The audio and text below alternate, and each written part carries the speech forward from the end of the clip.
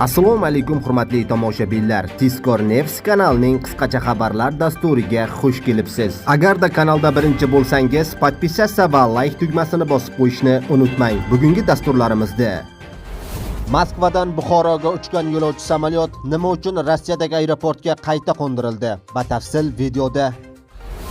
Otishmalardan charchagan xalq, urushning 72-kuni, fotoreportaj. Endi esa shular haqida batafsil Tezkor News kanalida kuzating. Moskvadan Buxoroga uchgan yo'lovchi samolyot nima sababdan Rossiyadagi aeroportga qayta qo'ndirildi? Videorolikdan to'liq xabardor bo'lish uchun video ostiga bir dona like va albatta podpisatsiya tugmasini bosib qo'yishni unutmang. Rossiyaning Moskva shahridan O'zbekistonning Buxoro shahriga reysni amalga oshirayotgan yo'lovchi tashuvchi samolyot nosozlik sababli Rossiyaning poytaxtidagi aeroportga qayta qo'ndirildi. Bu haqida TASS xabar berdi.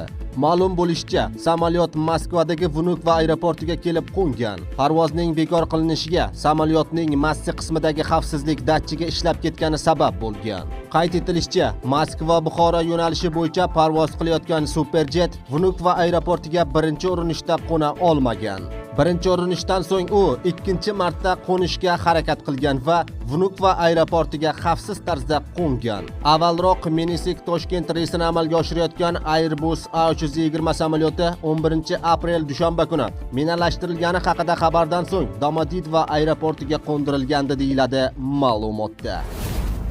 Otishmalardan charchagan xalq, urushning 72-kuni, fotoreportaj. Videorolikdan to'liq xabardor bo'lish uchun video ostiga bir dona like va albatta podpisatsiya tugmasini bosib qo'yishni unutmang. Bugun Rossiyaning Ukrainaga bostirib kirganiga 72 kun bo'ldi.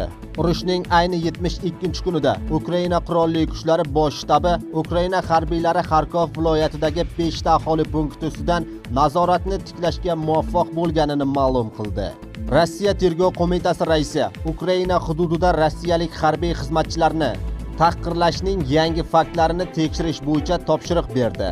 Ukrainada Zemini oroli yaqinida Rossiya frigantida yong'in chiqqani haqida xabar berildi. Mariupol aholisi yashiringan Azovstal zavodi hududidan esa 50 kishi evakuatsiya qilindi. BBC urushda halok bo'lgan 2120 nafar rossiyalik harbiylarning ism-shariflarini aniqladi. Quyida urushning 72-kunidan qolgan asoratlarni ko'rishingiz mumkin.